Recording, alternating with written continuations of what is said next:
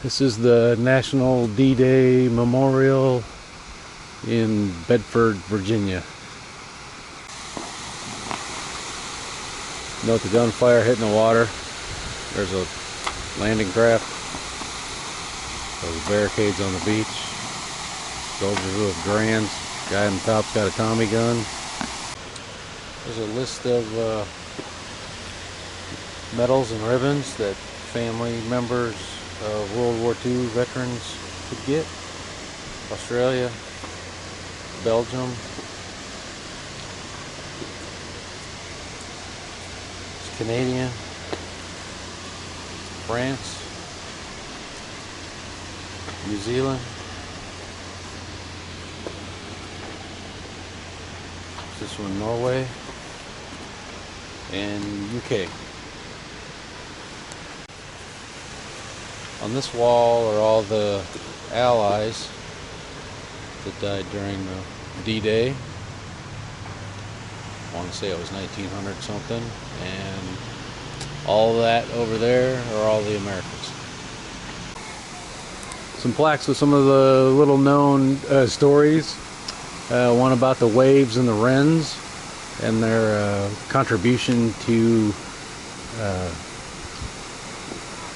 the Ultra program, decoding Enigma and all the secret messages.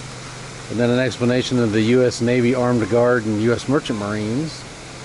Pretty interesting. And then this one ship here, the USS Nevada, had 7 battle stars for World War II service, but so it did D-Day, it did Pacific duty, and then it got bombed in Bikini Atoll, and it still didn't sink, so they took it back to Pearl Harbor in 1946 to decommission it.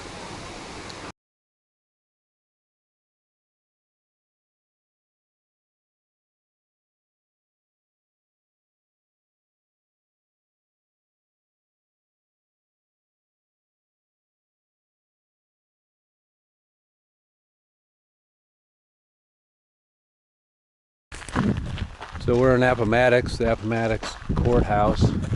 Actually burned down, but that's it right there. So this was a town where Lee surrendered a grant. But the town really isn't here anymore. They moved it a couple miles. After the courthouse, that replica right there, burned down, they moved the town to where the railroad station was. It was just a couple miles, but that's the house where they supposedly met.